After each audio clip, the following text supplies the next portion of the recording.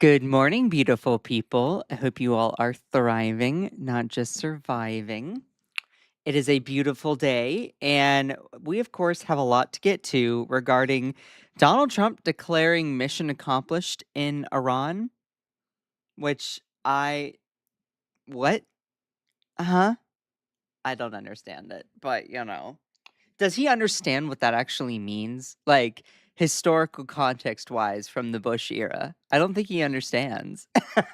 So, I'm kinda gagged that out of all the things, like, Trump knows pop culture and all, like, the references, the fact that he, I guess, doesn't know is kinda wild, but at the same time, Trump is just a wild person. I say that all the time. So, anyway, good morning. I see people jumping in. Lala or Layla, Mary Ann Buckley, and Elizabeth joined over on TikTok. Hello, hello. This is my TikTok camera, and that is my YouTube camera. So if you see me looking back and forth, that's what that is. Um, I can't have it all be one camera because it is what it is. Also, forgive the flashing green light here. That's my microphone. It's to just show that it's on. So yeah. Anyway, good morning, beautiful people. Let's see. I should launch a poll in here. I should launch a poll of how long. By the way, it's not mission accomplished. We have not accomplished anything. I should say that outright. We have not accomplished anything. Just saying. So, um, Donald Trump likes to think that it was accomplished, but I just no. I want to launch a poll. How much longer do you think this Iran war is going to go? Um, so let's. I think I have a past poll. I have a past poll of how long do you think this conflict with Iran will continue? And I had 1 month, 2 month, 3 months, or 4+ months. And I launched that back when it started in March, late February, March. And most people said 4 months. Oh wow, look. March, April, May, June, July, August. Oh my god, more than 4 months. Jeez Louise. Um, so let's see. Let me launch a new poll in here. And over on YouTube, I'm gonna do my YouTube first. Good morning. Hello. Good morning, Cantigan. Good morning, Scott and Chad. I hope all is well. Thank you. Um, Brennan Merrill from Tucson, Arizona says good morning. Hello. Hello. How's it going? I'm gonna launch a poll in here for how much longer you think this Iran war is gonna go. How much longer do you think this Iran, uh, or I should say, Trump's Iran quote war, since it's not a war, it's not a war, it's a military operation or it's an excursion. Will continue. Um, and by the way, just to let you all know, it started February 28th. So let's just say that, we said March, April, May, June, July, August. So it's already been 6 months. So the answer is going to have to always be higher than 6 months. So let's see, 7 months. Um, let's have 8 months. 10+ months, and then, or actually, hold on, 10+ months, a year, or probably longer than a year. Oh, geez Louise. All right, let me launch that over on YouTube first, and then I'll get you all on TikTok here. Um, yeah, because girl. Give me a second here over on TikTok. I hope everyone is doing well. I'm just getting everything in order here. So, how much longer do you think Trump's Iran war quote, war will, okay. How much longer for Trump's Iran war? Iran war. Let's see, 7 months. I did 10 plus months. Add an option, a year or more than a year. Save. Okay. Start. All right. Make sure to answer the poll in the poll below for both TikTok and YouTube.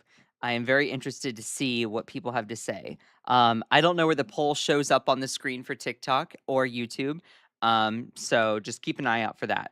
And I'm very interested. If you all cannot vote in the poll or something like that, just comment it down below. Okay, so I've officially launched the poll. How much longer do you think the Iran war, Trump's Iran war, will continue? There are 4 options. There's 7 months, because just as a quick little preset here, it started February 28th. So let's just say March as the start. March, April, May, June, July, August.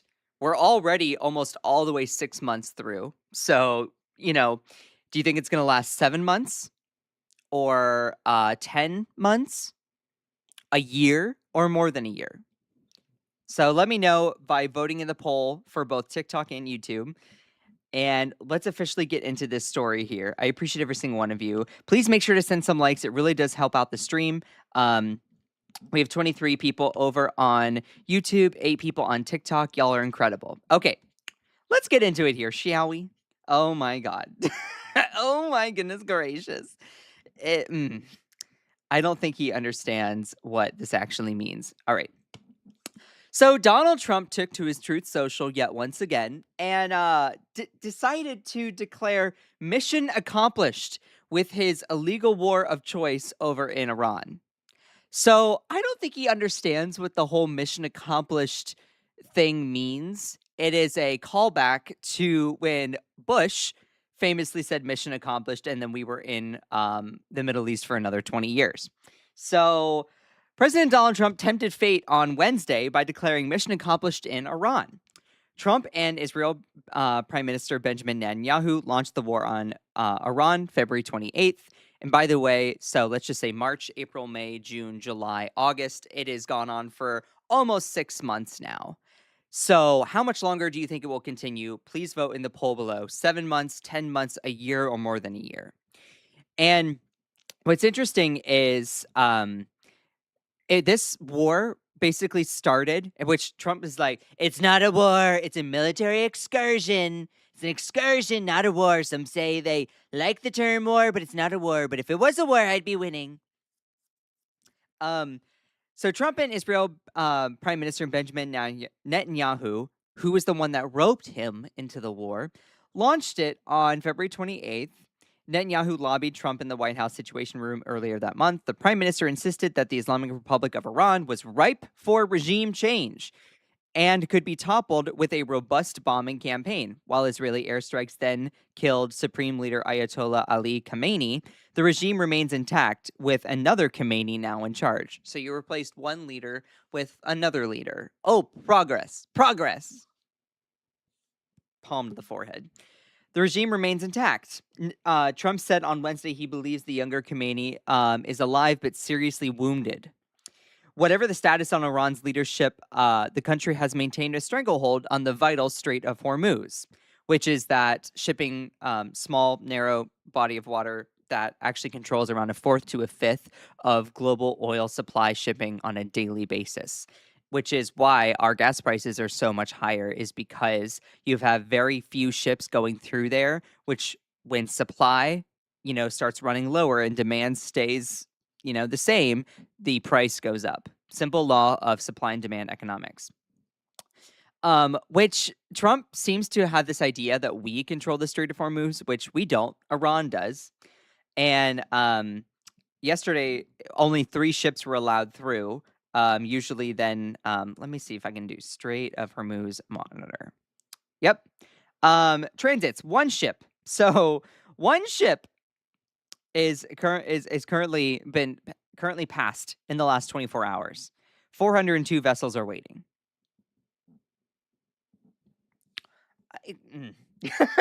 And he's like, mission accomplished, girl. This was the post here, as you can see. So he's referencing back to Bush here, mission accomplished in 2001 through 2021. Where, yeah. So that was a disaster. That was a disaster. By the way, I don't think Trump's also realizing that mission not accomplished through 2021. Does he not realize that he was president 2016 through late 2020? Does he not realize? So Trump was a part of the mission not accomplished during that time. He doesn't. Then he says mission accomplished for 2026, except it's not. The Strait of Hormuz is still closed, and Iran still continues to have a stranglehold on it, leading to higher gas prices for American citizens.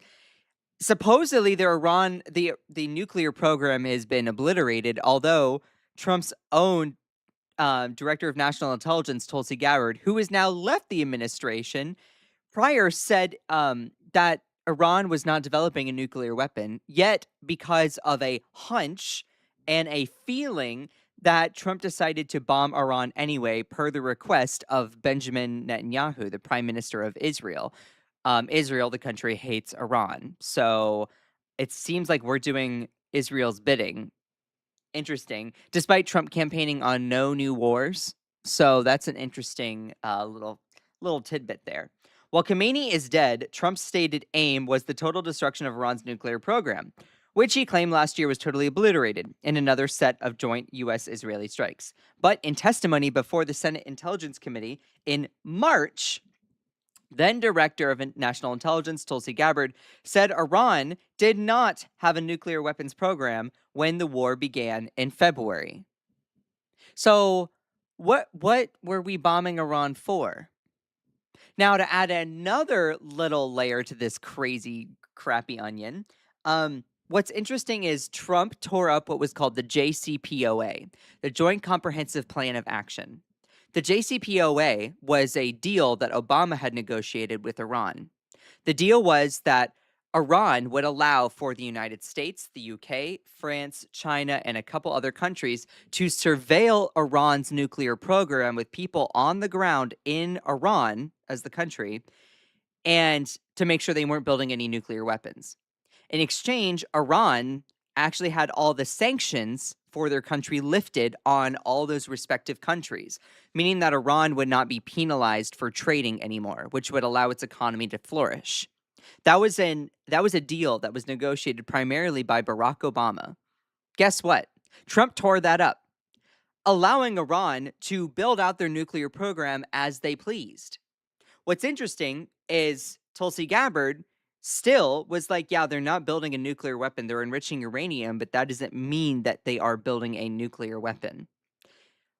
And Trump still decides to bomb them anyway. But he wouldn't have had to bomb them over a nuclear program, which was already being regulated, had he not tore up the deal that had Obama's signature on it.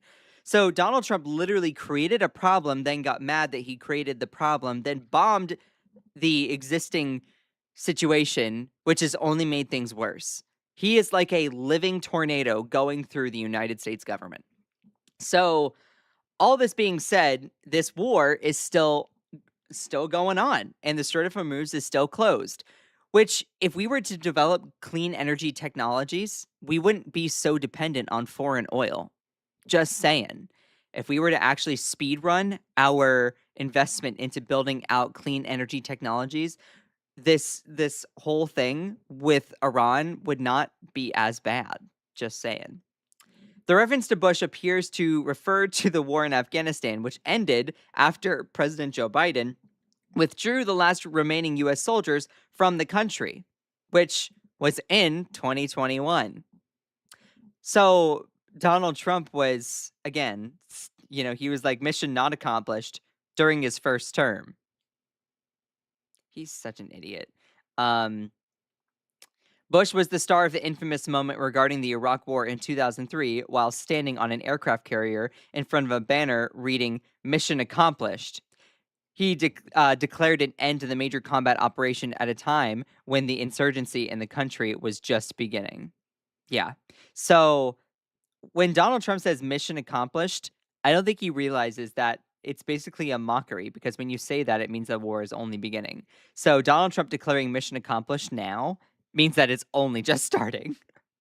Um, and what's also interesting, just to add another little layer to the crazy onion, the aircraft carrier in question that was in the photo op with George W. Bush when he said mission accomplished was the USS Abraham Lincoln, which 23 years later is again back in the news for the wrong reasons, with sailors aboard describing deteriorating conditions on board. Multiple service members even attempted to jump ship. The vessel has been deployed in the Middle East since November, but on Wednesday, the Pentagon said the ship would head to Thailand and dock for the first time in more than 250 days, which is a gargantuan record that they had not even made port in that long, that amount of time. So interesting to point all of that out there. Now, I want to read chat here to see if there's anything that I need to cover before I get into some reactions here. Good riddance to bad rubbish. I know, right? Delete the MAGA mind virus. Yeah, no, seriously. It's so. Oh, look at the poll. Oh my God. Okay, so over on YouTube, there 20% of. Okay, we have 50 votes in. 20% of people say 7 months. Okay. We have 10% and 8% say 10 plus months in a whole year. And 62% of people that are on YouTube said more than a year. Yep. I'm in that camp too. Let's see what it says over on TikTok here. Is there a way to look at the past poll here? Okay. Let me see if I can find it. Did you all see the poll on TikTok? 0 votes in total. Restart. Okay, what's going on? TikTok hates me. I don't know why I even try and bother with this app. I don't even know why I try and bother with it because TikTok hates me. It always has hated me and it always will hate me. It's just annoying. It's annoying. So how long do you think this Iran war will go on for? Comment below. Okay. All right. Let me get back to YouTube here. How many people are in here? 63? Y'all are awesome. I appreciate you. Attendance has been lower lately. But it is what it is. And sorry, this is actually my phone here because I have my phone camera for TikTok. But yeah, y'all are amazing. Okay. So in addition to that, I want to point out a couple things here over on X. All right. Let me start with this here. Okay. I'm sorry. I want to point this out here. And I believe I fixed the audio issues from the previous live stream. All right. Donald Trump's first 100 days. We've already won in many ways, but we haven't won enough. You never like to say too early you won. We won the bet. In the first hour, it was over. Militarily, as far as I'm concerned, we've essentially defeated Iran. I don't need your aircraft carriers after we've already won. Oh, I think we've won. I don't like to say this. We've won this. This war has been won. I do see a deal in Iran.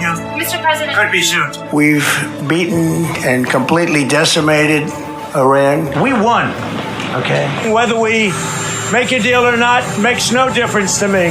And the reason is because we've won. I view it as very close to over. We're very close to making a deal. That'll be a great thing. We had Iran right from the first day it was over. It was over.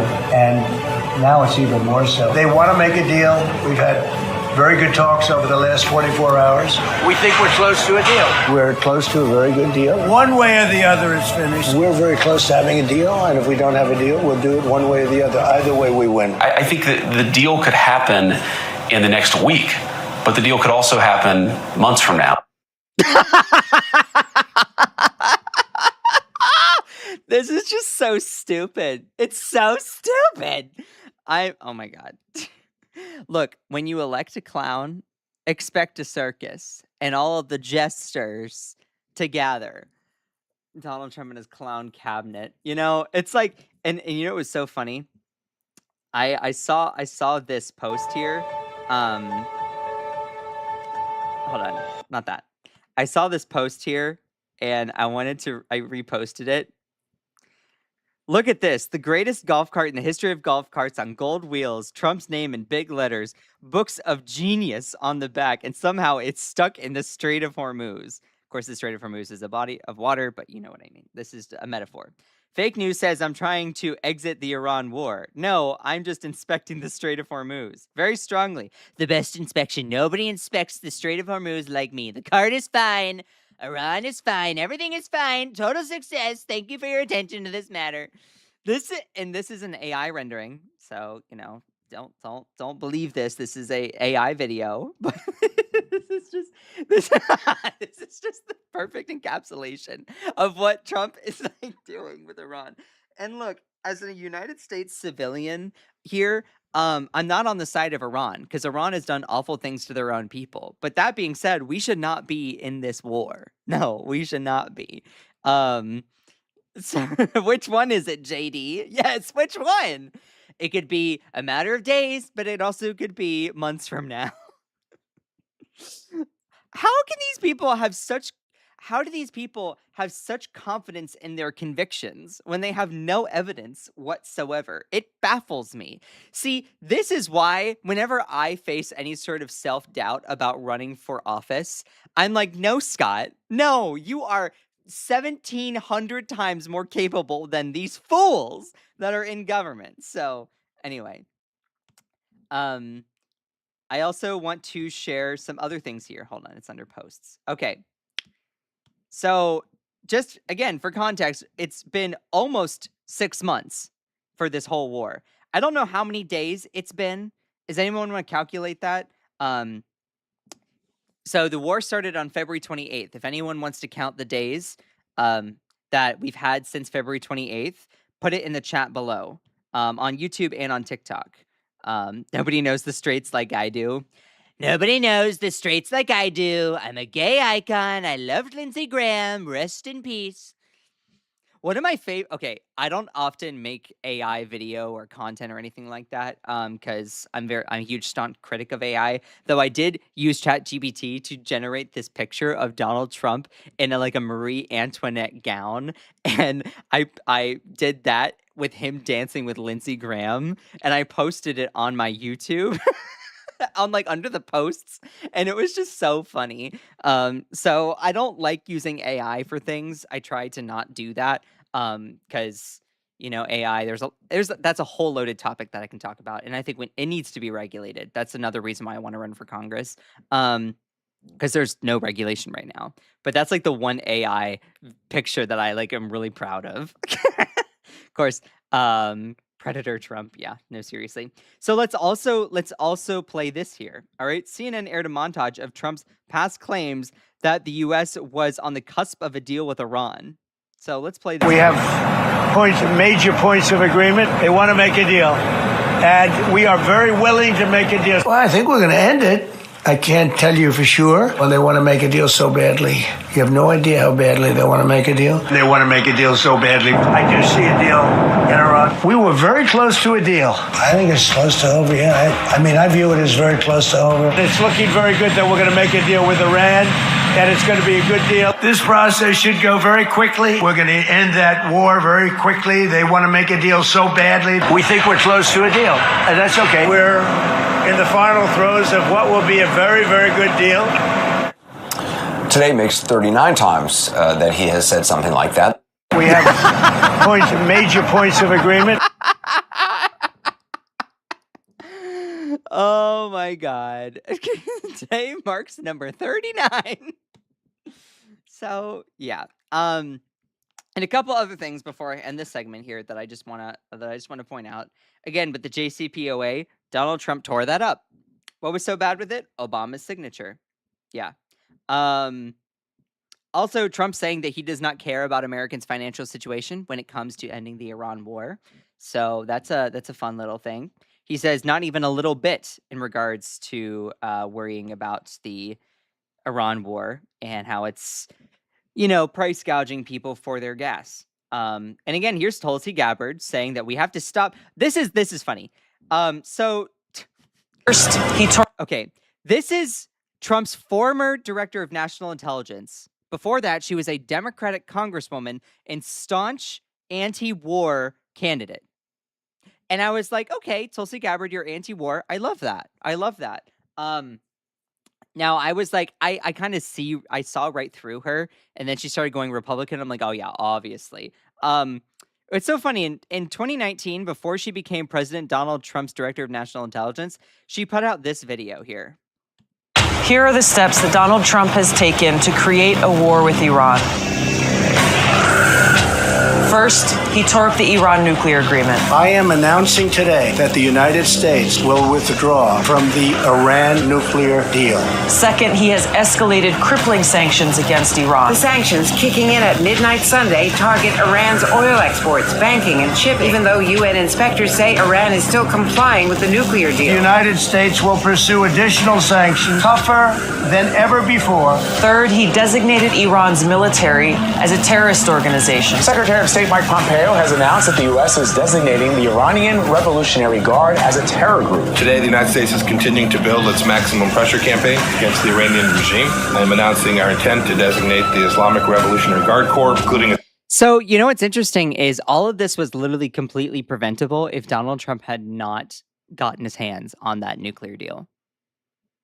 All of this could have been preventable. Everything that happens, this year with the Iran war, all of it could have been stopped if he had not tore up the Iran nuclear deal. But what's interesting is Tulsi Gabbard goes from she joins the Trump administration believing him about this anti-war stuff, but it's Donald Trump. Why would you believe him? Why would you believe him?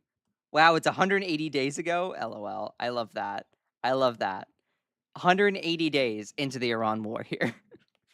Its Quds Force as a foreign terrorist organization. With this terror designation, the U.S. can sanction pretty much anybody who talks to or deals with or has any business whatsoever with the IRGC. And fourth, he continues to deploy more and more U.S. troops to the region. Well, just moments ago, the Pentagon authorized an additional 1,000 American troops to the Middle East in response to growing concerns over Iran. The Trump administration announced yesterday that a U.S. aircraft carrier and a bomber task force are being sent to areas closer to Iran. Yes. So this is all back in 2019. There will indeed be hell to pay. Let my message today be very clear. We are watching, and we will come after you. We've got to stop Donald Trump from starting a war with Iran. That was his director of national intelligence, who's now gone, by the way. I'm asking you to join me and support my legislation, the No More Presidential Wars Act. To qualify for the third presidential debate and make sure... So she goes from anti-war critic to joining Trump's cabinet as director of national intelligence, going before Congress being like, actually, Iran's not building a nuclear weapon. Trump gets mad and gets rid of her. She claims that it's because of her husband's bone cancer diagnosis, which probably is partially true, but also Trump got rid of her for being anti-war. Interesting. But then also, why would you trust Trump anyway? And you're like, well, wait a minute. Didn't he campaign on no new wars? Yes, he did. Donald Trump campaigned on no new wars. Let me find that clip here. Hold on. Where is it? Give me a second.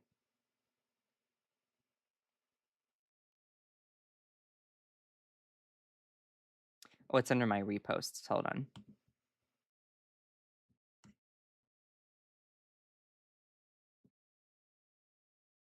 One of your consistent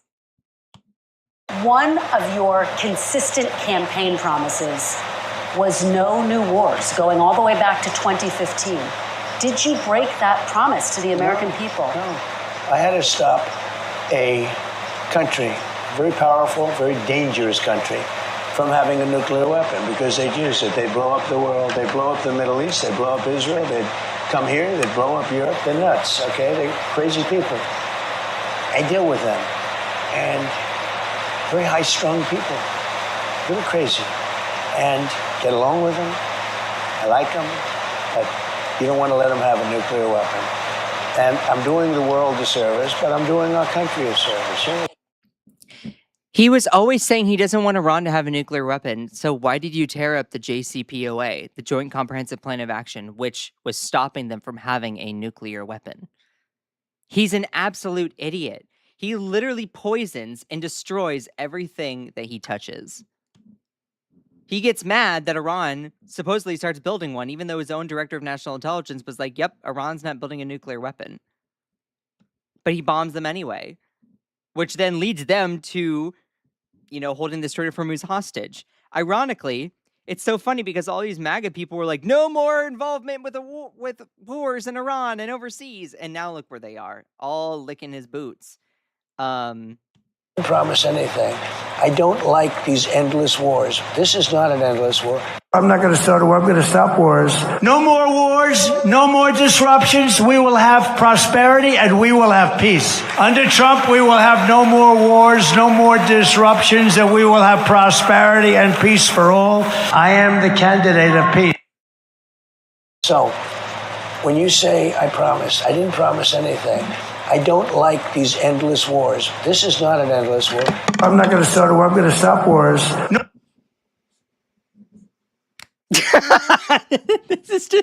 He is so stupid. Oh my God. Okay. And it's so funny because there's more. Said, he's going to start a war because they said I had that personality to start a war. They remember that? We can't vote for him. He's going to start a war. No, I used my personality that we didn't have to have wars. I was the first president in decades who started no new wars. Who started no new wars and no new wars. No new wars. We don't need the wars. Foreign lands, countries you've never heard of, countries that don't even want us there. I was the first president in decades who started no new wars. I was the first president in decades who started no new wars. We will expel the warmongers from our government. We never got into a war with me. I have a great record. We had peace. We had prosperity. We had no wars. We had no wars. That started no wars. We didn't have a war. I've had enough. I can't hear it anymore. Bomb Iran, sell oil stocks, say peace is near, buy oil. Yep. And so all of this, the reason I point all of this out here is because this all could have been preventable and avoidable. And now he has the audacity, the gall, the nerve, the gumption to say, mission accomplished. Like, he doesn't know what that means. He has no idea what that means. So where are we going from here? Well, it looks like we, the United States civilians, are going to continue paying for super, super high gas prices because the Strait of Hormuz is still shut down because of this war in Iran. It went from 1 to 3 ships. Woo. Cool. And the reason why Trump is declaring mission accomplished is because of the economic D-Day, which I'm going to cover in the next segment here. But someone says, we all know what Scott Johnson is. Ooh, fantastic, incredible, outstanding, beautiful, and amazing. Thank you. Oh my God. You're so sweet. Appreciate you. So I'm going to cover that in the next segment here. Please make sure to send some likes. I appreciate every single one of you. You all are amazing. Let's go ahead and get into that here. Okay. So Donald Trump declared mission accomplished in Iran, which is hilarious because I don't think he understands what that means. And this is what that looks like. Mission accomplished. You have the planes, the aircraft carrier, which people are jumping from because of the horrible conditions at the USS Abraham Lincoln, which is now heading to Thailand, thankfully, to make port. Hasn't made port in 250 days, which is outstandingly disgusting.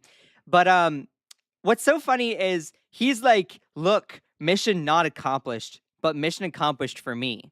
Sweetheart, does he understand how dates and time works? Because mission not accomplished from 2001 to 2021. Remind me, who was president from 2016 to late 2020? Just genuine question. Who was president during that time? I'll wait. That was Donald Trump. So He's bragging about being like, I accomplished this. Simultaneously, you're also admitting that you are a failure over here. Okay, it wasn't until Joe Biden decided to get us out of the Middle East, and now you got your grimy fingers back in it. Oh, geez, Louise. That all being said, he put this out there with the mission accomplished thing, which is echoing back to when George W. Bush said mission accomplished before we really entrenched getting involved more and more with the Middle East. Now, the reason why, my theory, that Trump is saying mission accomplished is because of Economic D-Day. For those people who might not know what Economic D-Day is, this is what the Trump administration is basically, this is their next step to tackle. Okay, hold on. To tackle Iran. So Scott Bessent, the Treasury Secretary, is trying to do everything he can to combat Iran economically, to basically choke them out and their economy. He even said that he's like, I don't want to try to blow up the financial system, but maybe this could. So let's cover this here. All right. Trump's Economic D-Day, which are threats, become warnings for countries to sever financial ties with Iran. So, in a nutshell, Donald Trump is declaring mission accomplished because of his new actions to try and threaten Iran and do action against them economically to basically choke out their economy. The way he's doing that is he's basically coercing and trying to force other countries to sever their economy and sever their ties with Iran as a strategy to basically choke them out and their economy. Who knows if this is going to work? Treasury Secretary Scott Bessent announced a new round of sanctions aimed at Iran on Monday and warned every country that does business with the Islamic Republic of Iran to sever those financial ties or face retaliation from the United States. President Trump's pledge last week to unleash Economic D-Day against Tehran turned out to be new warnings to cut off Iran from the rest of the global economy. Asked why the U.S. was not imposing secondary sanctions on Iran's trading partners, Scott Bessent, Treasury Secretary, told reporters he wanted the countries to have an opportunity to shift away from Iran before it was too late. Why would I want to blow up the global financial system? I don't know. That's a good question. I mean, is it inconceivable? The Trump administration is struggling to find an off-ramp for the near 6 months into an unpopular war with an increasingly obstinate Iran, which still controls the Strait of Hormuz, by the way. Diminishing stockpiles of key weapons appear to have forced U.S. officials to pivot to economic warfare. Though Defense Secretary Pete Hegseth said on Monday he was not ruling out resuming strikes to hit Iran and bomb them during a lull in hostilities. So what the United States government is trying to do right now is coerce other countries to severing their ties with Iran and their economy. Who knows if that's going to work? We are level setting with every country to sell them our expectations. We know who they are. They know who they are, Bessent, Secretary of the Treasury said. So when the hammer of the U.S. Treasury actions falls upon them, they will have no one to blame but themselves. This was during the campaign Operation Economic Outcast. Trump has been making phone calls to world leaders with specific requests to cease their interactions with Iran, which has already seen results. The UAE announced last week that it was suspending all trade, commercial exchanges, and financial transactions with Iran until further notice after a reported missile attack on the Gulf country. What's so interesting is Donald Trump is basically phone calling all of these leaders being like, hey, sever your economy with Iran. Well, there's a lot of countries around Iran that trade with them. Imagine another country calling up the United States and says, hey, or it calls up Canada and says, we need you to sever the economic ties with the United States. Calls up Mexico, says the same thing. Calls up all the other countries. So that's what Trump is doing. Now, is it going to work? In some capacity, it could. But in other capacities, it might not. Because you know what Iran will do? It will start bombing that country. So what you'll see here is Iran ended up bombing UAE after it started to do that. Shortly before the announcement, Iranian parliamentary speaker Mohammad Bagher Khalif said the U.S. is not in an economic position to further restrict Tehran's relations with other countries. Iran's trading partners, both in the media and through messages sent to us, have made it clear that they don't take these statements into account anywhere. And also, what does this mean for China? So China is a big trading partner of Iran. And if we cut Iran, or if we stop Iran and China from trading, that could hurt China, which, China could then do retaliatory action against us as the United States. So, asked whether the U.S. would target China, Bessent said no one is above the reach of the U.S. sanctions, despite the fragile trade truce in place between the two world's largest economies. If they facilitate transactions and are a part of the ecosystem that turns Iranian oil into money, into repression, they will be targeted, he added. Experts say the U.S. is likely to carefully calibrate its actions on China just a month before Chinese leader Xi Jinping is expected to visit the United States. So, in a nutshell, what Donald Trump is doing is basically calling up leaders, basically saying, hey, we need to choke out Iran's economy, which is why he has said mission accomplished. Except it just rings so... It's wild because he doesn't understand the historical implications of when Bush said mission accomplished, it was not a mission accomplished. So I'm wondering if Trump is quietly admitting quietly admitting out loud that this is going to be a long-term plan. Because, it's been 6 months for a conflict that he said would be over just days after it started. So do you really trust Trump to then end this war? Which it's not a war, it's a military excursion, according to him. So, yeah. Lacking a military solution against Iran, Trump turns to economic suffocation. That's another thing. So here's what Donald Trump has said. We've taken out their military weapons. We've taken out their ships, their planes. We've taken out everything of all their military capacities. Boom, gone. So if we've taken out all of their military, why haven't we assumed control of the Strait of Hormuz? Well, it's because we have decided to go from a military solution to an economic solution, which if you can't accomplish it through brute strength, military, and force, you wouldn't have to go to an economic solution. So the quiet part out loud is Donald Trump is pivoting his strategy because guess what? His strategy has not worked. That's the thing. He declares that everything he does is a success, whether it is or not. What you have to do is you have to look at his actions. So he tried it this way, he tried it this way, he tried it this way, he tried it this way, and he failed all those other times. So he's trying it now economically through calling up other countries. He is relentless when it comes to these kinds of things. So what it shows that he also failed all the previous times. Just to put that out there. So meanwhile, we're going to be still in this war that he claims that, he claims that was supposed to be over a long time ago. Again, I've played this video several times. We've already won in many ways, but we haven't won enough. You never like to say too early you won. We won. We won the bet. In the first hour, it was over. Militarily, as far as I'm concerned, we've essentially defeated Iran. I don't need your aircraft carriers after we've already won. Oh, I think we've won. I don't like to say this. We've won this. This war has been won. I do see a deal in Iran. Mr. President. Could be soon. We've beaten and completely decimated Iran. We won. Okay. Whether we make a deal or not makes no difference to me. And the reason is because we've won. I view it as very close to over. We're very... And it's it's been almost 6 months now. So anyway, look, you can lead a horse to water, but that ain't gonna make him drink. You can try to polish a turd, but that doesn't mean it ain't gonna stink. Okay, Donald Trump can try to claim that he's won a war in Iran, but he is not.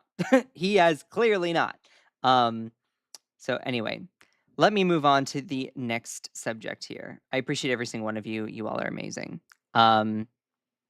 Okay. How many people we got in here? 75. Y'all are amazing. I appreciate every single one of you. Over on YouTube, we have 75 people. On TikTok, we have 8 people. Y'all, please make sure to send some likes. I appreciate every single one of you. Let's get into the next topic here. All right, let me make sure to close out several different things here. Okay. All right. Close all those out. Alrighty. Let's move on to the next subject here. Jeez Louise, do I even want to cover this? Hello? Okay. Oh, geez Louise. All right.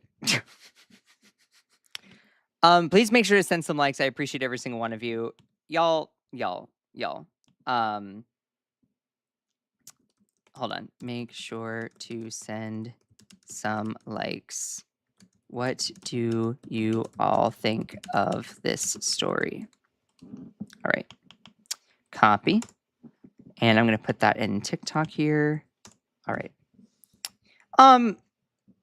What?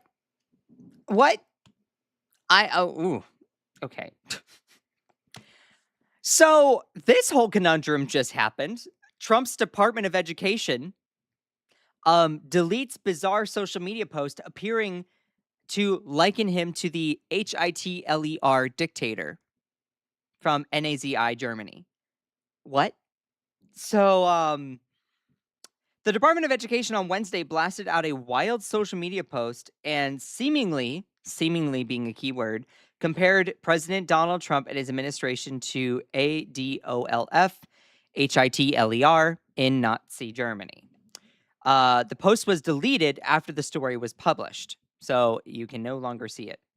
In the post, the department wrote, "No one does it like us." Following those words was a tiger emoji. The text was accompanied by a 19-second video montage that began with a scene from The Darkest Hour, the 2017 biopic about the former UK Prime Minister Winston Churchill and the British fight against the Nazis. In the scene, Churchill, played by Gary Oldman, is urged to negotiate with Germany. Disgusted, he responds emphatically, "You cannot reason with a tiger when your head is in its mouth." The snippet, posted by the Department of Education, featured only Churchill's response, which was followed by a montage of Trump clips in which the president was raising his fist or pointing. The montage was set to, quote, "We Go On" by the rapper B.I.A. So, interesting. Several non-MAGA users on X noted the Department of Education's post likened or seemed to liken him to Hitler. That includes Pedro Gonzalez, a former Trump supporter who has become disillusioned with the MAGA movement. Oh, wow. He finally woke up and smelled the coffee.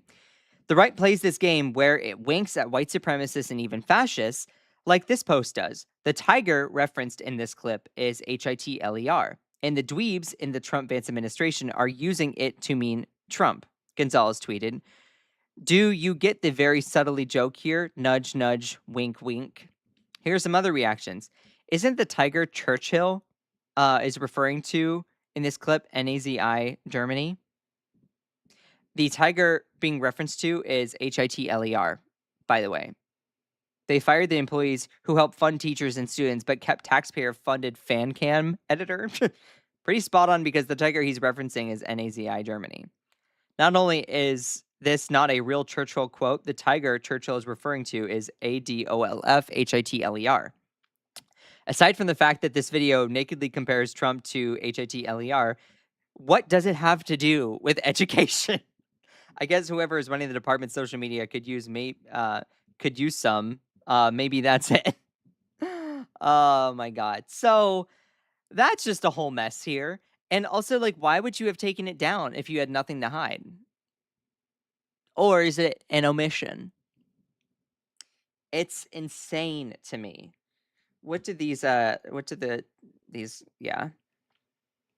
Ridiculous comparison. ADOLF was not that fat. Okay, not the fat shaming.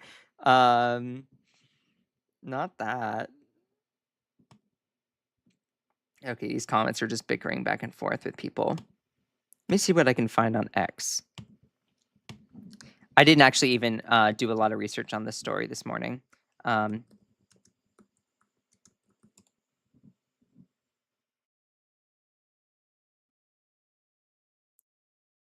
Oh, wow. Someone recorded it.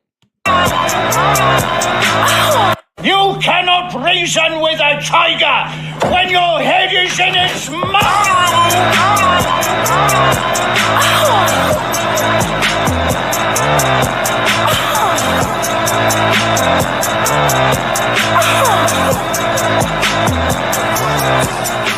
You cannot reason with a tiger when your head is in its mouth!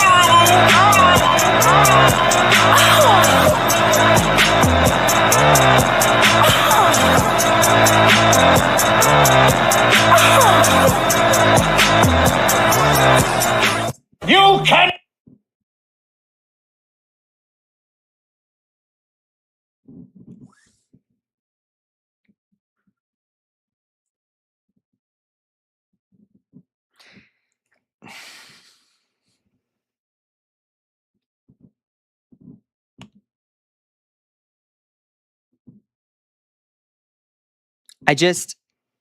I'm looking at this and I'm like, I have no words. I seriously have no words.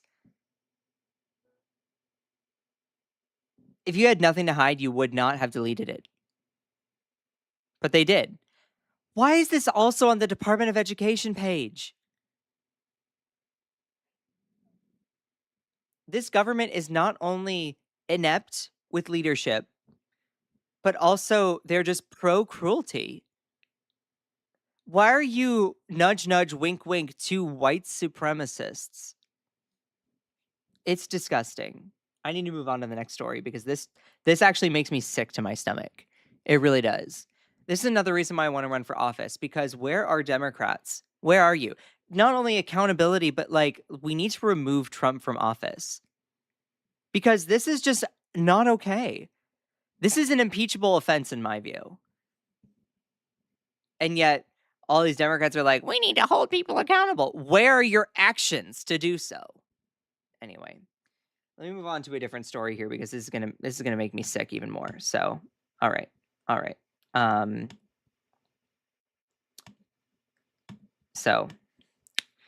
right. Speaking of things that make me sick, let's talk about ICE here. Okay, let me clip that because that is insane. And yeah,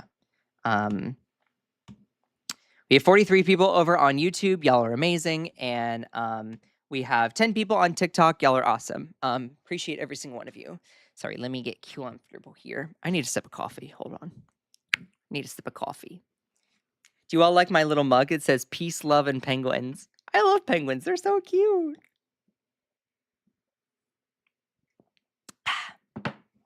Delicious. Delicious. All right. I'm going to launch a new poll in here. Should ICE be abolished? Yes or no? I'm going to all right, copy. Make sure to answer in the chat below. Should ICE be abolished? Yes or no? I'm also going to launch it as a poll here before I do this story. All right. Alrighty, poll, start one.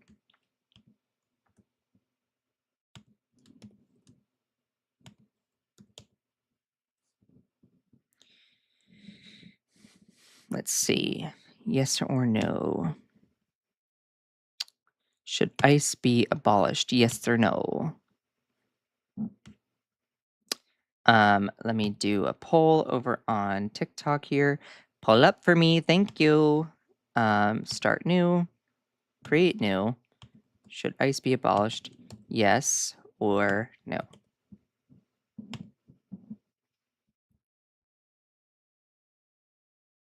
Start.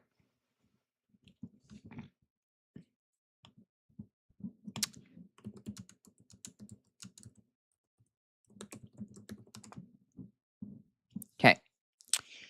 Let's go ahead and get into where it was. Yeah. All right. Make sure to answer in the poll below. Should ICE be abolished? All right. Let me officially start here. I just launched a poll, so make sure to answer, should ICE be abolished? Yes or no? I think that ICE should be abolished. here's the thing. People are like, oh, well, it's been there for a long time. Honey, it was established in 2003. We can eliminate the agency. We already have the Customs and Border Patrol, okay? But also they are a group of mass thugs that go around to deport people without due process, rip apart families, and have killed people. So why do you think that we can reform them? No, we need to abolish them. You know what also? They have these now electric shock gloves that they are now going to be using on protesters, using on people to scare them into compliance by violating their rights. These shock gloves, there was one electrician that slid into my comments and was just like, yeah, as an electrician, these are awful and dangerous. I'm going to tell you right now. And I was like, oh my God. Now, you know what they're doing? I'm heading to Danbury, says U.S. Senator, as ICE arrests parents at school bus stops. School bus stops.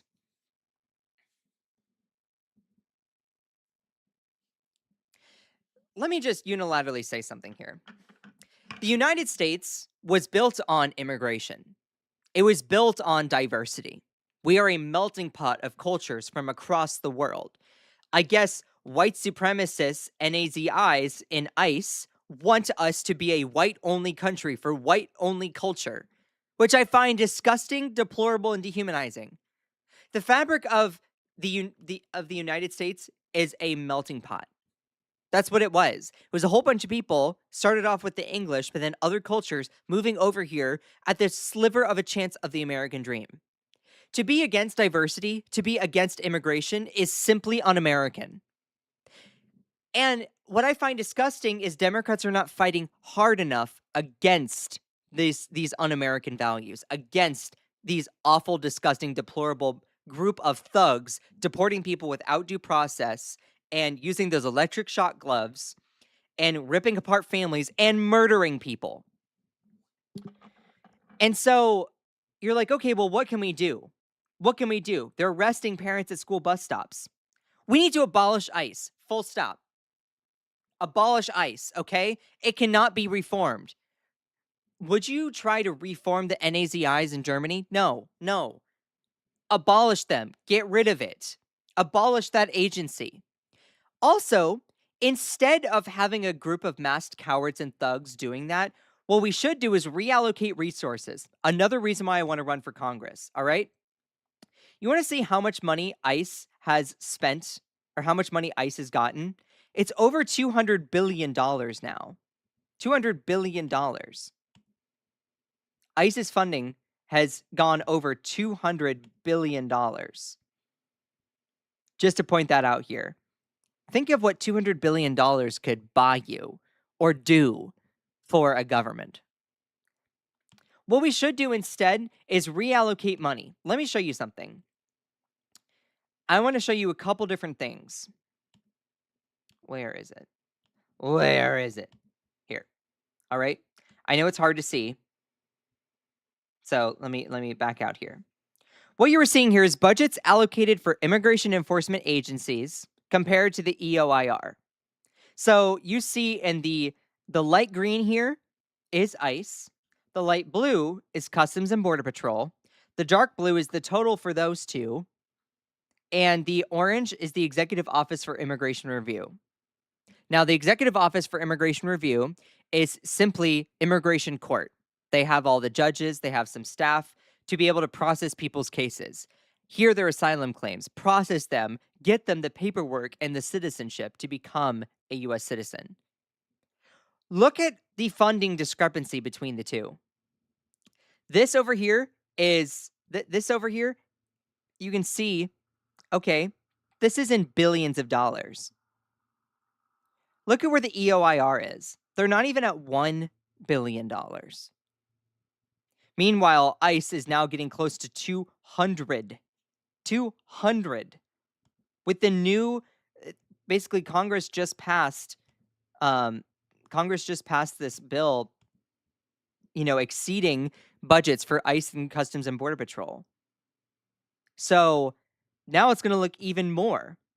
What we should do is take some of that money and build out an immigration court system so we can process people humanely, give them a chance to become citizens, because after all, this country was built with immigration. So, all this being said, they are deporting people without due process at bus stops even. Parents at bus stops. Think about what that does to your kids. Like, you're waiting in line for the bus, and then your parent gets snatched by these masked thugs in a vehicle, gets kidnapped. It's disgusting. No child should see that. Regardless of your status, no child should see that. That's awful. ICE is not here to protect you. They are a Gestapo NAZI-like force. And instead of being so inhumane in the system, we should abolish ICE, but then also reallocate even just a sliver of that funding to the EOIR, the Executive Office for Immigration Review, so that we can build out an immigration court system. It can take up to 10 years just before an undocumented person gets a hearing in front of an immigration court judge. By the way, undocumented people don't like the fact they are undocumented. They don't like the fact that they are not citizens. They want to be citizens. But they aren't given an adequate chance to become citizens. Why? Because we don't fund the system to do so. We don't fund the system to do so. It's all about the money, honey. We reallocate money to the EOIR to hire more judges, hire more staff, to process more people in order to build out a system to do that. Instead of pouring billions of dollars into this Gestapo-like force to rip apart families and murder people. This is common sense. But common sense ain't so common for this Republican Congress. And where are the Democrats? Where are the Democrats saying abolish ICE, make those ICE gloves illegal, reallocate money from ICE to the EOIR to build out an immigration system? It's common sense. Where are they? Happy to campaign on the problem, but not actually offer a solution. So, it just disgusts me to the point that they're ripping apart families literally in front of the kids. No person should see that, regardless of their citizenship. Regardless of their citizenship. No person should see that. So, 70% of people in the 43 votes in YouTube chat, 70% of people say, yes, ICE should be abolished. And people are going to be like, oh my God, ICE shouldn't be abolished. I mean, look, what are you going to do to it? What are you going to do for immigration and all that stuff? For people who are undocumented, how about we build out the immigration court system? So we can process people, so they can become citizens. Are you so pro-cruelty that you want mass thugs to deport people without giving them a chance? And you're like, and it's so funny because there are all these Trump supporters. They're like, well, just come to the country legally. Do you understand how long it can take to do that? How long it takes to do that? People decide to come here as undocumented people because the system does not work in their favor. We don't give them the tools for success. That's like asking someone to run a marathon and then tying big ton weights around their ankles and then saying like, run, run, run. Like, that's impossible. So, yeah. And ICE was also started in 2003. What did they do for immigration beyond that? It still happened. Just pointing that out. So, we need to reallocate money. We need to reallocate money from ICE into the Executive Office for Immigration Review, because that actually allows us to build out an immigration system. I talk about it all the time. That's something that would be on my platform when I run for Congress, because I know a lot of people personally who are undocumented. They don't like the fact they're undocumented. They want to be American citizens, but our country does not treat them well or give them the tools to succeed. It's an inhumane position to take to support masked thugs to deport people without giving them a chance. And it's so funny because a lot of Democrats are going to be like, well, so you're against immigration enforcement. No. But what we need to do is not gaslight people into and not give them the conditions on which to then become citizens. It's stupid. It's also your taxpayer dollars. Your taxpayer dollars are funding ICE to deport people without due process and murder people. You have a stake in how that money is spent. So use your voice. Do you think it should be spent for that? I think it's stupid. So why are we doing it? Why are we doing it? Yeah, a lot of people say, yeah, that ICE should be abolished. And here, this is what gets to my critique of my current congresswoman, okay?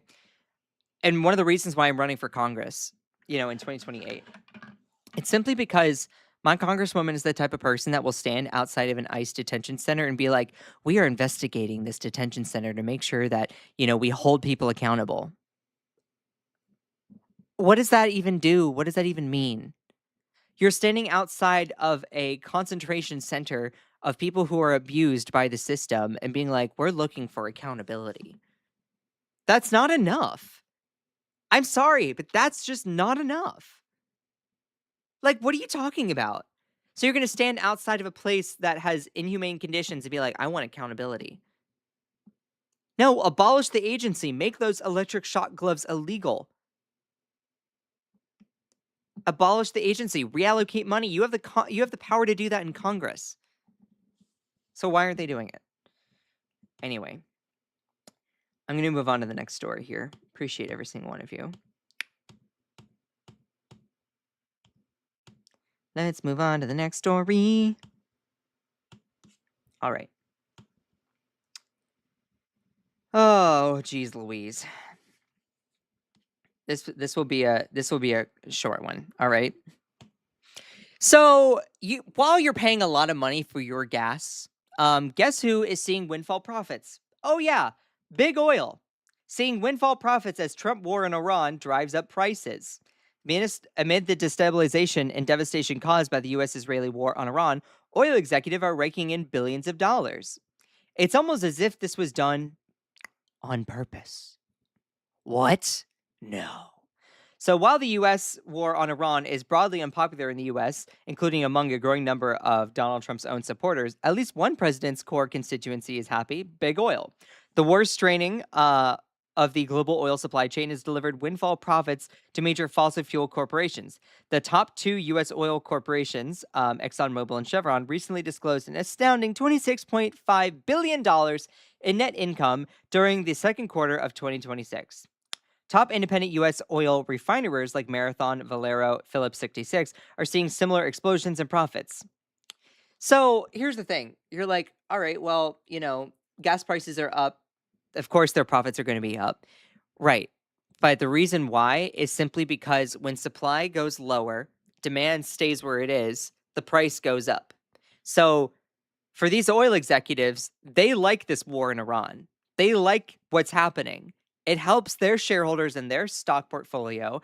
Guess who has big investments in oil and gas? Guess what president has investments in oil and gas? Don't you think it would be a conflict of interest for a president who has investments in oil and gas, businesses in oil and gas industries, literally to start a war, and then they see the oil and gas industries profit exorbitantly? I'm talking about Donald Trump. He has endless amounts of investments in oil and gas companies, as well as real estate and stuff like that. So the fact that this conflict of interest is barely even discussed is despicable to me. The word oil company might evoke generic images of rigs and refineries, but behind those entities are executives, board members, and top investors who are primary beneficiaries of big oil's war, profiteering, and who hold commanding power within a fossil fuel power structure. ExxonMobil and Chevron are the two largest U.S. oil companies, together worth around $1 trillion. In July, the two oil juggernauts reported $26.5 billion in net income. Don't you love that? It's almost as if Donald Trump has done this war on purpose, so that he can get richer, so that all of his buddies can get richer. It's so stupid, and I'm over it. I'm over it. I'm over it. I'm not surprised here whatsoever. So I wanted to make that a quick little story here. I also want to talk about this, because I'm going to have to go here in a couple minutes.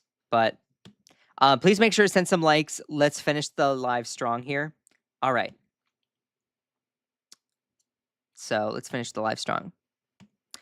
I wanted to report on this as well. So Starbucks workers united and its 12,000 members are now calling for a boycott of Starbucks. Unfortunately, this is around the time when pumpkin spice has now been released or is going to be released. I don't remember what specific day it is. But we need to stand with the workers. In a first, Starbucks Workers United and its 12,000 members are calling for a boycott of the coffee chain after spending nearly 5 years pressuring the company to negotiate a first contract since its first location unionized in 2021. Also, for a corporate coffee chain like Starbucks, and for all of the values of human dignity and like being accepting of LGBTQ people, it's okay to you being socially woke is great, but then also you can't economically be a stooge. You have to also support your workers' rights to unionize. It's disgusting how, a lot of corporations will woke wash things, but then they do the same business as usual, profit incentives, dehumanizing tactics, but then they slap a BLM or pride flag on something and think they can get away with it. It's like, yeah, rhetoric is helpful, but also, you need to actually walk the walk when it comes to supporting people itself. You can't just be like, I actually believe in your rights to marry and you can love whoever you want, but I'm going to make your working conditions really, really deplorable. Like, it's disgusting when you think about it.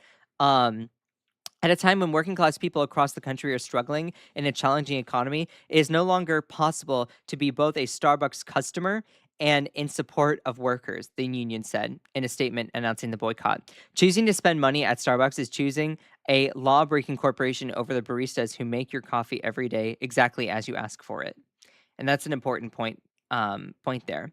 Also, another thing that I want to point out with Starbucks, and this has happened to a lot of corporations, they overhire and underschedule. You're like, what do you mean by that? So a lot of times corporations like Starbucks will say, yeah, if you get 40 hours a week, we'll give you health insurance, which is great. That's awesome. For someone who is a barista, you can earn benefits, health insurance, and stuff like that. But it's only conditioned upon you getting 40 hours a week. Well, guess what? They decide to overhire so many people. They hire and hire and hire and hire and hire. And then what they do is underschedule those people. Let's take one existing store. And I am not the best with math and numbers here, but just follow me for a second. That store has 12 regular people that they have running the store, including the manager and like assistant manager, stuff like that. So no, exclude those. Let's exclude those. We'll just have 12 employees. Then they get up to they can get up to 40 hours a week, broadly speaking, for people to run the location. Okay. Instead of having to pay those people 40 hours and then them getting health insurance and having to calculate those costs, why don't you hire 24 or 36 people to then contract those locations and then give them only like 8 hours or 12 hours or even 16 hours? What you can do is avoid paying the costs for the health insurance for those employees by overhiring and then underscheduling. This is something that corporations have gotten a hang of doing, and broadly in the service industry as well. They overhire and then they underschedule. But they also overpromise when people are interviewing. They say, yeah, if you can get up to 40 hours under our contract, you'll get health benefits, you'll get health insurance. So it's like, okay, the promise is there. The people want to work hard. But then they don't actually get the adequate chance to do so because they're underscheduled. So when I'm in Congress, I want to actually write a law to stop that from happening. You shouldn't be able to overhire and underschedule as a way of getting out of paying your employees what they are worth. You'll say, oh, well, that goes against businesses and their ability to run it how they want. They don't like it, go somewhere else.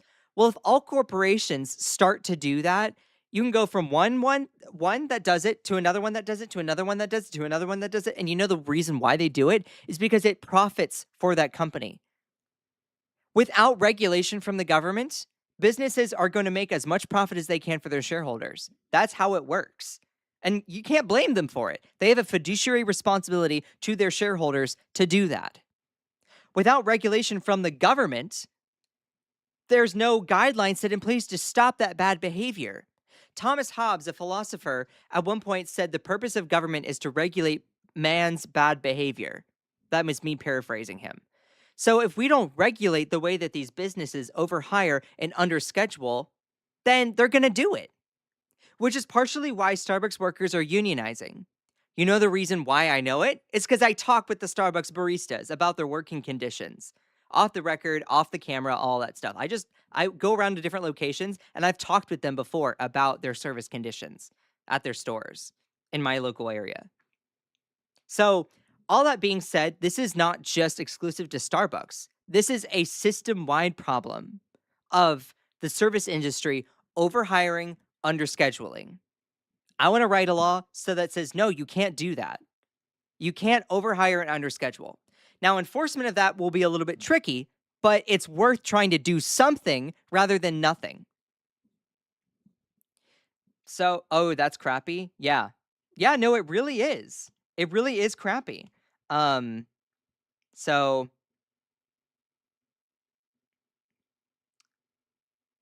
yeah. Dude, why do you hate unions? Yeah, seriously, why do you hate unions? They protect workers. So, anyway, does that all make sense?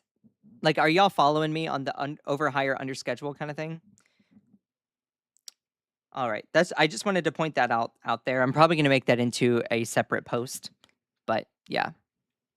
Anyway, I appreciate every single one of you. I do need to skedaddle. I need to get to work. Y'all are amazing. Private equity shareholder companies. Private equity shareholders companies should not be a thing. Yeah, no, they really shouldn't. Does that all make sense regarding the overhire and underschedule? I want to make sure that people get it. I'll also make that into a separate video. So cool. All right.